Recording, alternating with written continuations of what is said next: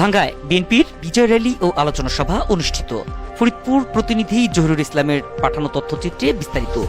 July August গণ অভ্যুত্থান ও বিজয়ের বর্ষপূর্তি উপলক্ষে ফরিদপুরের ভাঙ্গায় বিএনপির উপজেলা ও পৌর শাখা কমিটির একাংশের আয়োজনে বিজয় র্যালি ও আলোচনা সভা অনুষ্ঠিত হয়েছে। মঙ্গলবার বিকেলে বিজয় র্যালিটি শহরের বিভিন্ন সড়ক প্রদক্ষিণ শেষে ভাঙ্গা দক্ষিণপাড় বাস স্ট্যান্ডে এক আলোচনা সভার মাধ্যমে এই বিজয় উদযাপন অনুষ্ঠিত হয়।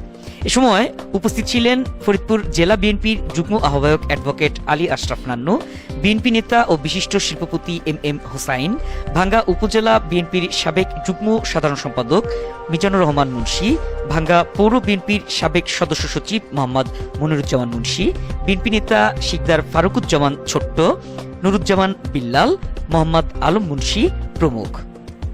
মাসুম আল ইসলাম, ডেস্ক নিউজ, সময়ের কথা 24।